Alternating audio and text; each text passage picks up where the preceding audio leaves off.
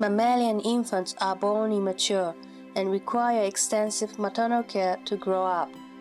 Mothers give milk, groom the infants, and protect them from danger. Mothers often carry their infants as well. As seen with this lion cub, the carried young are known to adopt a compact posture with their hind legs drawn up. Carrying a baby for humans is a common soothing measure. Surprisingly, however, the calming effect of baby carrying has not been proven scientifically. In our study, we examined infant responses to maternal carrying in 12 babies less than 6 months of age. During the experiment, the heartbeats of the baby were recorded using an electrocardiogram. The mother were then asked to alternate holding the baby while sitting on a chair and carrying the baby while walking for about 30 seconds each. The graph showed the heart rate of the baby during the task. The lower the heart rate, the more relaxed the baby. When the mother is sitting, the baby tends to be crying and actively moving. As soon as the mother stands up and walks, the heart rate decreases sharply. The baby becomes quiet and relaxed.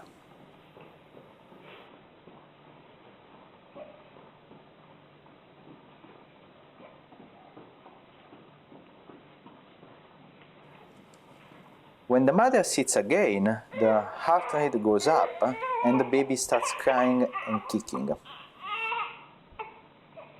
Our data suggests that babies are more relaxed during carrying than holding, both behaviorally and physiologically.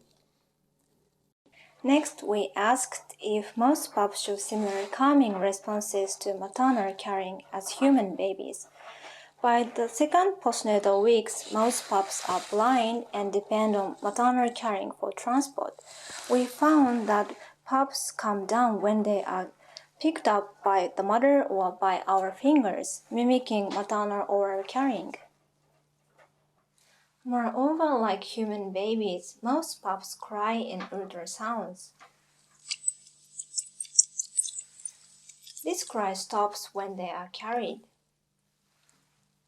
This means that most pups showed very similar calming responses during carrying to those of human babies, even though maternal carrying methods are quite different.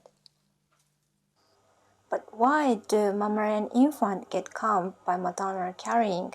To see what happens if the pup does not calm down, we inhibited the calming response of most pups by chemically blocking sensory inputs.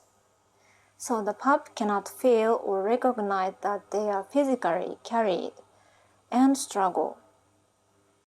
Then we put pups in a cup and get their mother to carry them out. We found that the time required for maternal rescue of the sensory-deprived pups was significantly longer than that of the normal pups.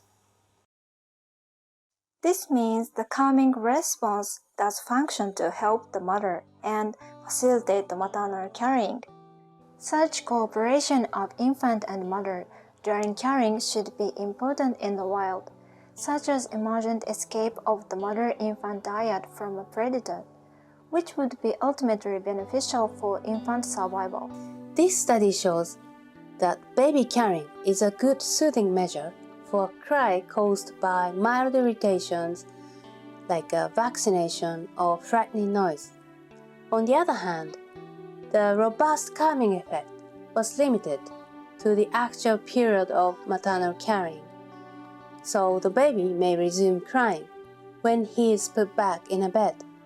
But now we know that this is a normal response.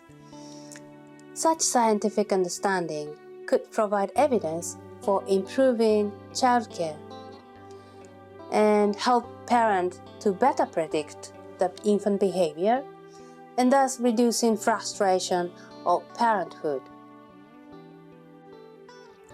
This study also shows that the parent-infant relationship is made up of a mutual cooperation by parents and infants.